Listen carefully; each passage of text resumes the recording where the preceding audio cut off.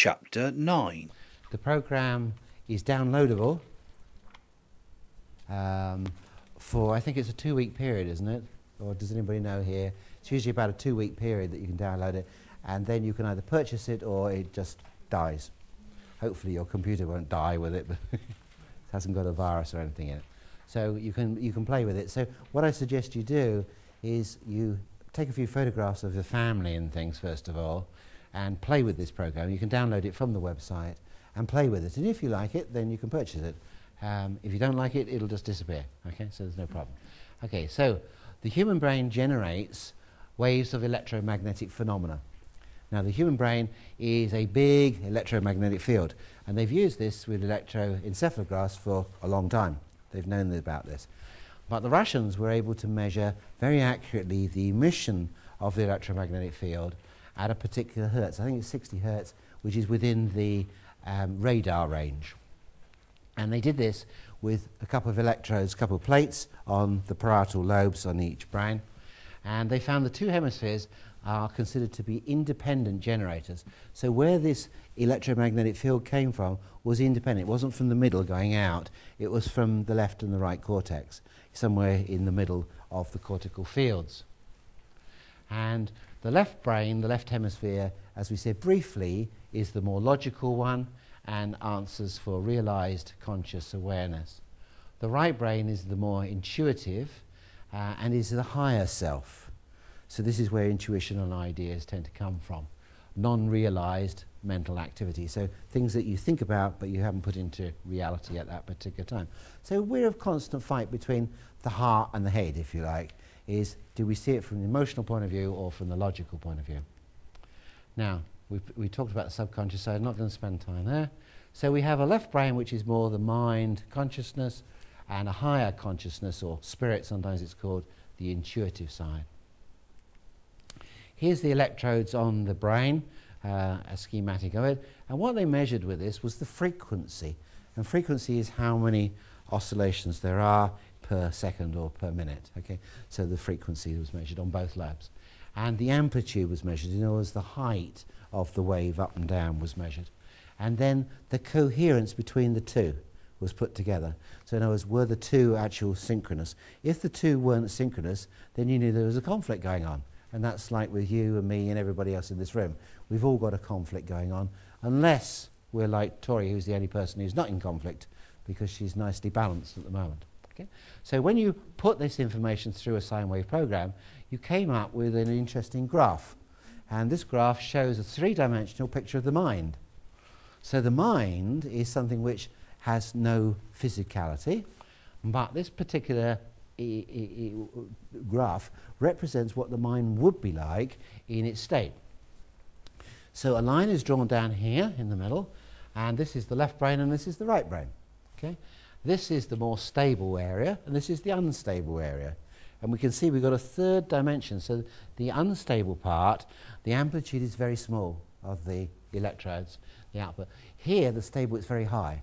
This person in the middle here is in total harmony between the left and the right brain. So the frequencies on the right brain and frequencies on the left are the same, so they're coherent with a high amplitude. A lot of energy in that person's brainwave activity. Okay? You might be there. Might be. Okay? So this is your really balanced person. This is your really imbalanced person, or destable as Astill calls it. So this person is in the middle in harmony, but in a very low level, very destructive. This is your terrorist. Your terrorist is somebody who is a killer over here and a suicider here. The terrorist wins either way. The terrorist wins because he kills and then he kills himself. They love doing that, that's part of the deal. Either way he wins. Okay? So that's your true terrorist. Most killers are not terrorists. They don't want to kill themselves, they want to kill other people. Killers are left brain over here, suiciders are right brains over here. This is more associated with depression, and this with anxiety and fear. Okay? This part is much more left brain in control of the world, and this is more intuitive in control of your life and the world. So if we just divide the whole area into quadrants, we see that, let's get through those, that we could divide it up into 4 quadrants. So we've got a blue quadrant here and a green quadrant on the right brain, and then we've got a yellow and red on the left brain. Okay? So he took the ideas of this from Hellenic, which is Greek physics. And the early physics had four ethers, which made, everything was made of these four compounds of air, water, earth, and fire. And these were associated with the four seasons of wet, cold, dry, and hot. And then this was Aristotle. And then Theophrastus came in with the seasons. They discovered in those days there were seasons. So we have autumn, we have winter, we have spring, and we have summer. Associated up. And then Hippocrates, the father of medicine, came along and said everything in illness is related to the four humours being out of balance.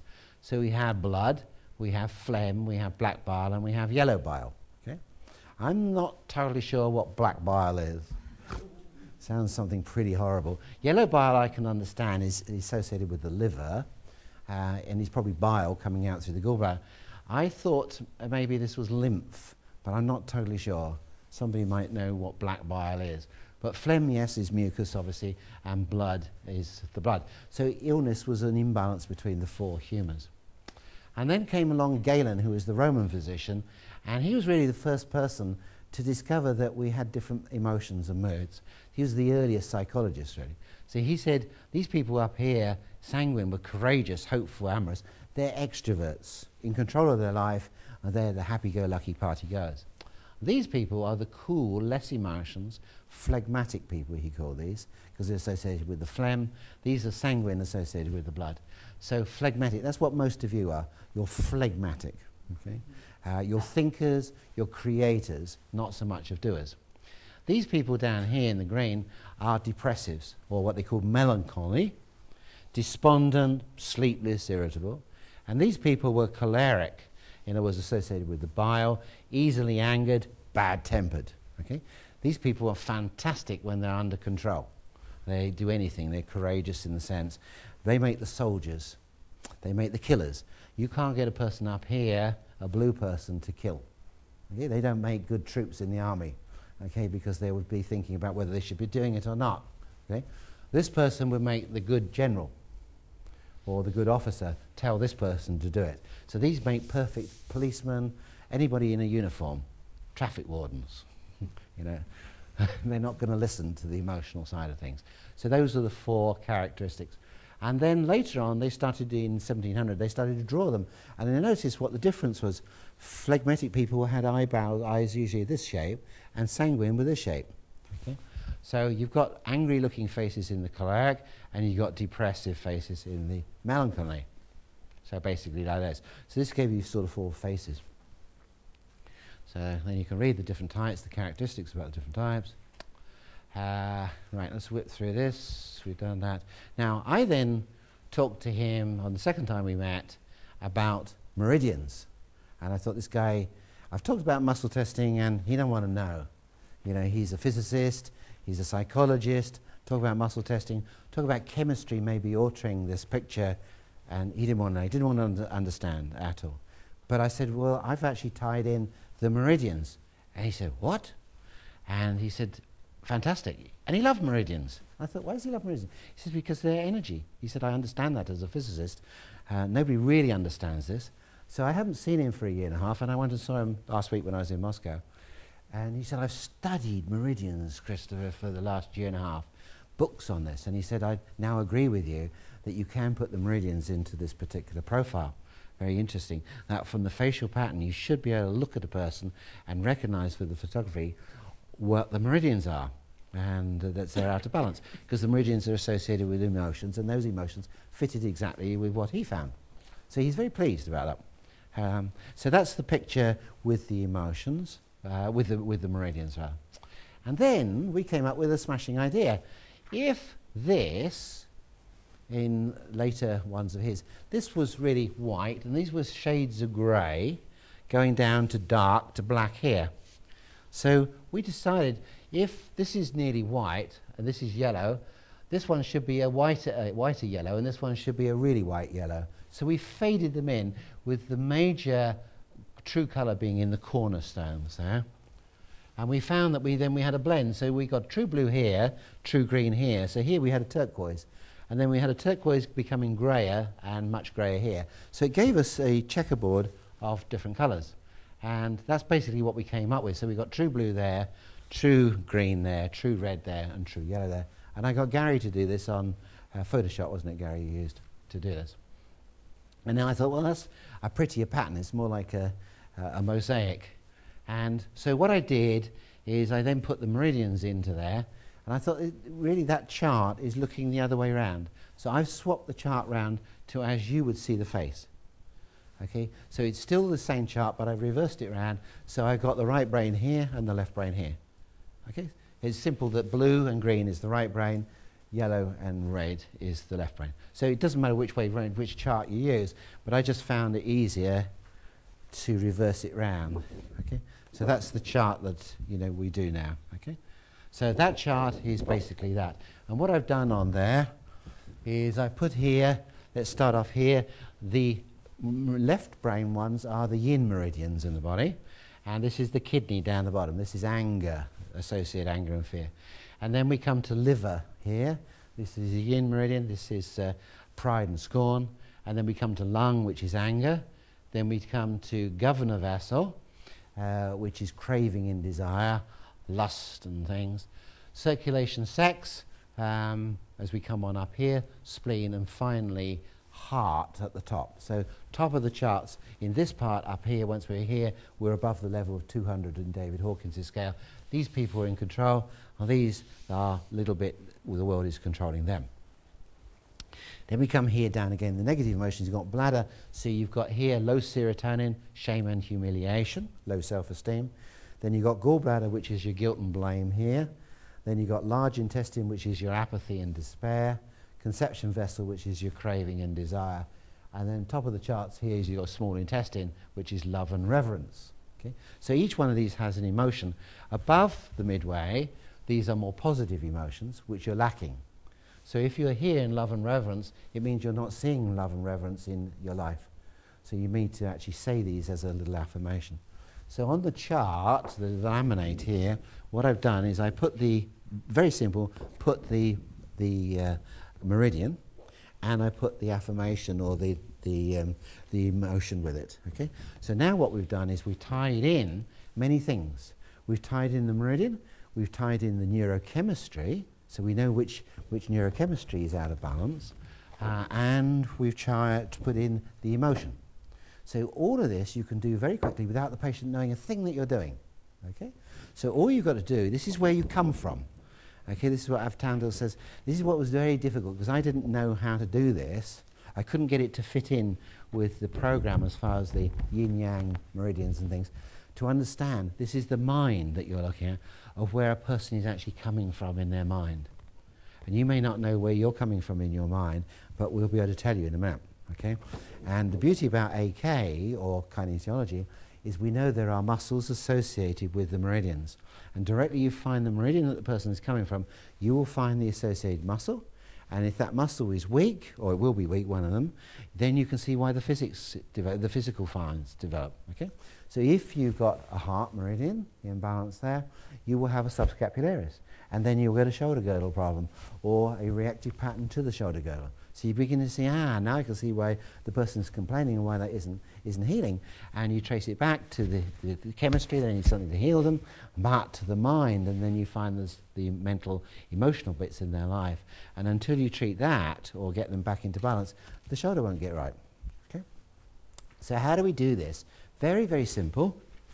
We have this as a acetate. Do we have a pair of scissors?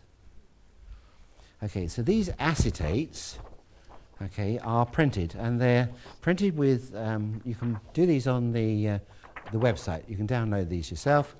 You will need an acetate, thank you, to print them onto, and you must use inkjet, don't use laser.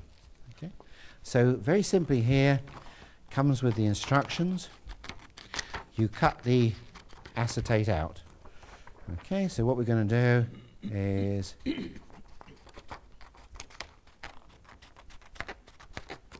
okay, we're going to cut the colours out as a square.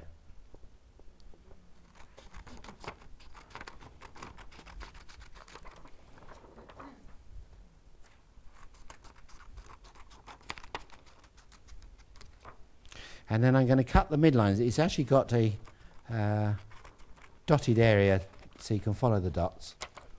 You're cutting the central one out.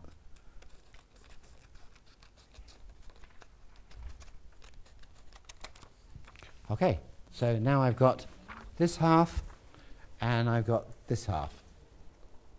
Okay? So let's have a patient we know about you now. Somebody who we haven't done. Do you want to be done? No, yes? Okay. No, you don't like being done. Yes, Yeah. I don't mind. You said no. Okay. You haven't done this before, have you? Me? Yeah. I haven't done it. No. Do you want to come out then? Okay. So what I'm going to do very simply here is to put the two acetates on 50%. So you best to pop down on your back. You're best to download 3 of these, really. You might as well print 3, maybe 4 off, okay? The first one you're going to cut into 2 halves, okay? So the idea with the 2 halves is you're just simply going to tell whether she's left-brained or right-brained. Okay. Now, there's lots of ways of doing this, but this is the easy way. So I need a bit of tummy, and I need the leg up. Okay, so what we're going to do is we're going to put the left brain one on you. Okay, so we're putting the whole lot on there. Pull. So she doesn't weaken to the left brain, so she's either right-brained or no-brained. Or in the middle, of course. So, okay. So what we're going to do is put the right brain on. Pull. And she weakens it. So she's one of us. Okay, we don't allow left-brainers in this room. Okay, so you are a right-brainer.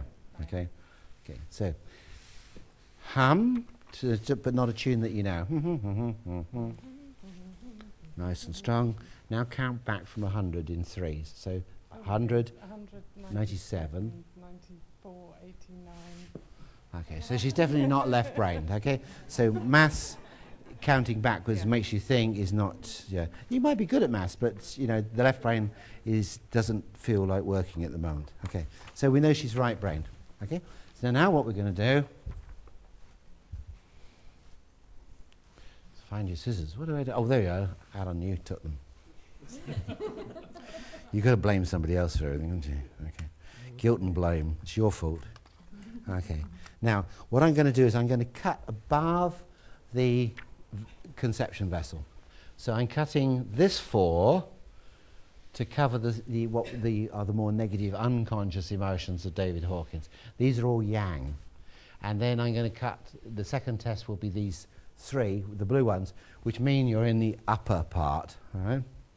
So you might as well make some fun of this with the patients. So don't rush to the end of what you think. You know, have a bit of fun and enjoyment. So go for the green. Okay, pull. So she's strong to the green. And then what we're going to do is go for the red, go for the blue. So she weakens to the blue, so she's in here. And then your third cut. So your second cut is to make them into quadrants, all right? And your third cut is then to make sure you cut them across. Make sure you cut them the right way.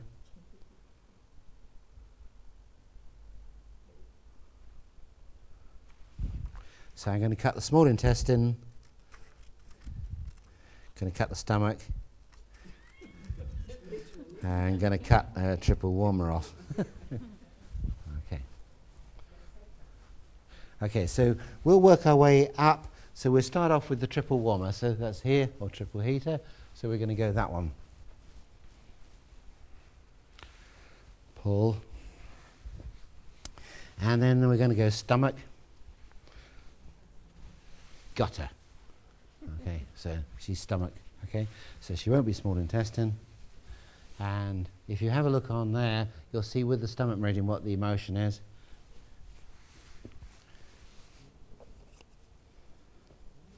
What does it say? Acceptance and forgiveness. Acceptance and forgiveness. That's what you've got to learn. Once you've transcended that, as David Hawkins would say, and then you will have utilised that up like integrating a primitive reflex. Okay. So transcendence. So she sees, what was it again? Acceptance and forgiveness in your life. I only see acceptance and forgiveness in my life. Okay. Okay. So now, got a few minutes. Keep the elbow straight, and push across to the right shoulder. We're working on pectoralis major clavicular because she's stomach muscles, so we need a stomach related muscle. So those of you who do kinesiology know, of course, all these, don't you? Push across to here. No, here. Oh, so. Okay, so we've got our right pectoralis major clavicular. There's a lot of stomach muscles, but this one, you could beat her around, you know, dead easy. Is that as hard as you can do? Okay. Okay. So after I've finished with you, you'll be as strong as an ox. Okay. So this is really, do the thing with the eyes. So close your eyes. Close the eyes. Put the finger on the eyeballs, right to left. Good.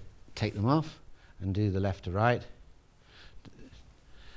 Okay, finger in the right ear, finger in the left ear, finger in the left ear, finger in the right ear. Tickle your tummy on the right. I do these three, no, stay touching. Tickle and touch, tickle and touch. So she's a touch person, so stay there. What's your job? Kinesiology. Kinesiology, and she doesn't like touch. These people, don't, you know, it's not true they don't like touch. They like their space, you know. Yeah. They like touch, but there's certain people that they don't like touch. You like your space at times. You know, you don't like everybody touching you. Then touch is an interesting thing because when you touch somebody, it can be nice. And somebody else touches you and it can be horrible. And somewhere we put in a pattern in there related to touch. Touch is very much associated with feelings of how you feel. So if somebody you love runs their hand down your spine, you'll get a surge of oxytocin, which will make you tinglings, and you'll love it. And if someone runs their hand in the same way down your spine that you don't like, you'll get a surge of noradrenaline and cortisol and all the other things. And yeah. So what we're hopeful is that there will be, you know, maybe more than this, but let's see what else comes up. So we've hit the first one. The first one, remember, is the most important one to you at this stage. Doesn't necessarily mean it's the oldest one or the newest one put in. It's the most important one. Okay. So let's see if that's strong. All good. Okay, back to the eyes now. So right eye first, left eye. Okay, left eye, right eye. Right ear, left ear. Left ear, right ear. Okay. We don't have to do that because you've already done that. So next finger, that's the second finger there. Right nostril to left nostril. Oh, and then left nostril to right nostril, and next finger, the ring finger, right tongue, left tongue. Take them away, and the left tongue. You got it. Okay, so that's the only ones you got. But there's one more what we haven't done, isn't there? Amygdala. No, amygdala was right at the beginning. That's sort of like a composite. Is the ESR. Okay. So we do the conscious part. Don't take them off. It has to be in that order. Okay, pull. And then take them off and do the left to the right. That's it. Bang. Okay? So now we've got the conscious. Stay fixed there. If you take the fingers away, you've lost your reference, and that means your brain doesn't know what to do as far as the healing light. So it's in relationship to the left, to the right. If she takes them off, it doesn't know what to do. There's no reference. So to get this to work, you have to have a reference and what we call an object beam.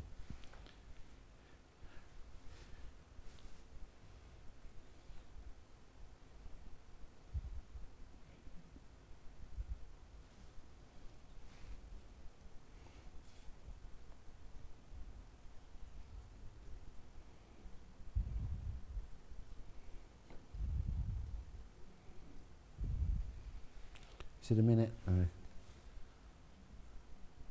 No. We used to have a person on the update who was so accurate, we used to ask him and he used to say yes. And he was dead on always. Okay, so let's test that. Okay, pull. Okay, so hands away. Right, back to the pectoralis major clavicular. Push against me. Bit different, isn't it? Yeah, that's right. Okay. And that will last. Brilliant. Okay. So off you go. Thank you. So very, very easy to do. That's probably your pen, is it?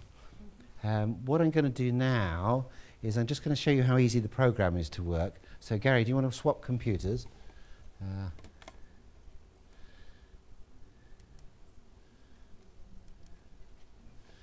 So what you do is you download this program, and the program will... Does it have a key in it, Clive? Yeah. So it'll be programmed for about 2 weeks, isn't it? No, yeah, if you download it off the website, you get it for 2 weeks free of charge. And then if you want to buy it after that, then you phone us and we'll give you Give you the code, yeah. Okay, so when you open it, there's a butterfly as a symbol. When you open the program, it'll come up with this.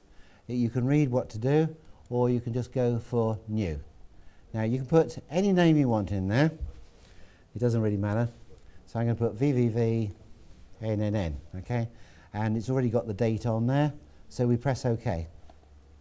Then what we're going to do is we're going to find a picture. Now I'm going to go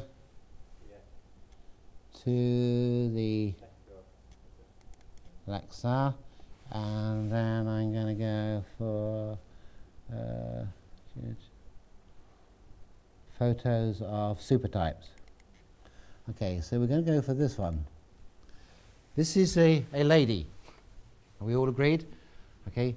Is she coming towards you in both brains? Is she in control of her life?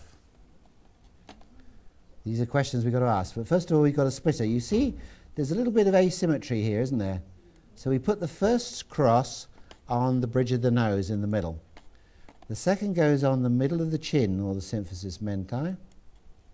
And then you press that, and then it's going to ask you, it joins the two dots up to rotate. So I'm going to rotate her, see? So it rotated her, and then we're going to go, no, we won't go split yet. We want to open this up, because this is a big picture. We're going to move it. So we want to see all of her face on both sides. So we can move these margins. And what you're about to see is something that the human eye can't see. You can see there's a difference. Now, is this person in control of their life? If you don't get that one dead right, you'll get a big nose on one side and a small nose on the other. So that'll tell you whether you've got a good split. So split it up, ask you whether you're sure you split, and there we have it. Now, that is the right, and this is the left. Now, is there a difference? Yes, there's a difference in the shape of the mouth, there's a difference in the eyes, and there's definitely a difference in the nasolabial folds, which are the three parts we look for. So the difference is big. So what is the difference? So which face, first of all, is coming towards us? Would be the right or the left? The right. Okay, the right is in control of her life, the left is completely out of control. Okay, facial symmetry is large, asymmetry rather, is large. Is this person in control in both portraits? You have to answer both brains. This brain, and this is really interesting because this is what I learnt from him last week. He said, this is, Chris, he said, this is where she is now. This is her body. The left brain operates the logical part, the very body. This is her, where she's coming from. Does she look in control? She's about to burst into tears, the poor woman. You know, she's got agony in there going on.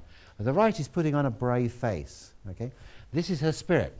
Her spirit is in control of her life, or is in control, but her body is not. Okay, this is where she is. She's desperately unhappy, this woman, in her job. Spirit, she wants to be a healer, but she does some other work. She's extremely unhappy. On the picture of the two, she looks a very happy woman with a bit of asymmetry, but she's really crying, you know, as far as that's concerned. So she's not in control of her life. Is she looking highly motivated, focused in her life? No. So we'll put no there. And then it tells you where you are. So it's coming up here in this region. So she's in the lower part. She's in large intestine, which is associated with apathy and despair. And this is low levels of the brain chemical GABA. And the GABA is principally in the frontal cortex. So it tells you more or less. So what you should find is we then muscle test this lady, and we put the colours on, and we find she's in this quadrant, then we put the 3 on, and we find she's there, and hey presto, she's large intestine. With a bit of practice, you get the two together. Most of the time I'm pretty accurate, but it takes a little bit of practice. And then you look at large intestine muscles. And large intestine muscles would be tensor fasciae lata, hamstrings, and quadratus lumborum. So if she's got quadratus lumborum, she could be really weak in the back. Okay. Wow. What do you think about this gentleman? Ooh. Would you like to wake up to him in the morning? Oh. So do we want to rotate? Yes. Would you buy a second-hand car from this man? No.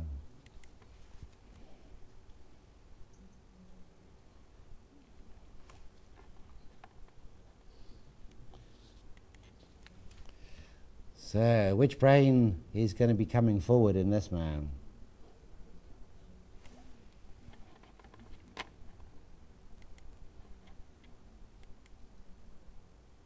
How would you like to sit next to him on an airplane?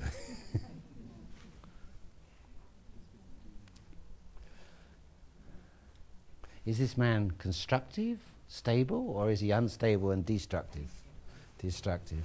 Is there a great deal of difference in the nasolabial folds, the eyes and the mouth? Yes? You think so? Those eyes are piercing, aren't they, in both of those?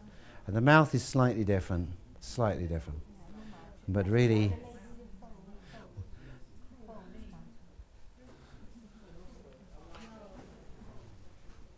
I'm only... Who is he? He's the next Prime Minister. So we're going to know, is he in control of his life? No. Is he focused? Yes, but in a bad way. He goes in the bottom there, bottom box.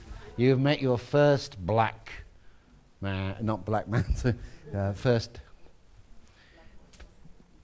person you wouldn't like to meet. Now, this person, I don't know what she does.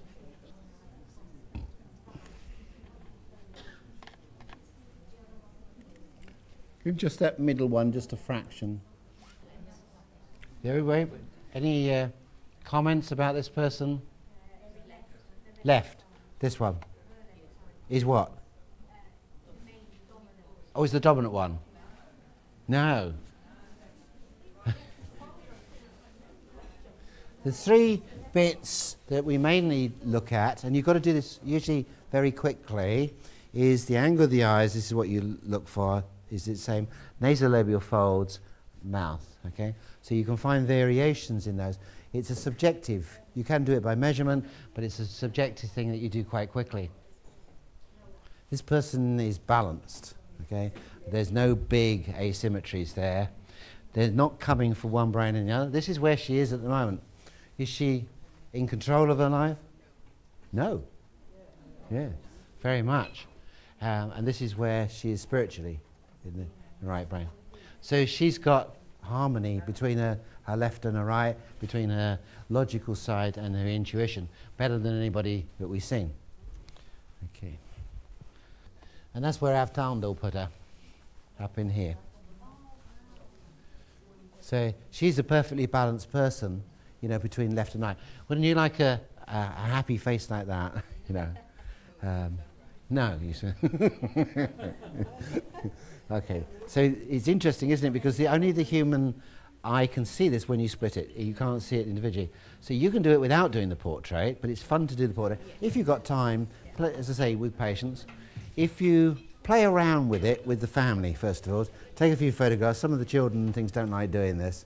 They don't like seeing the two parts of themselves. End of chapter 9, end of seminar, and end of programme.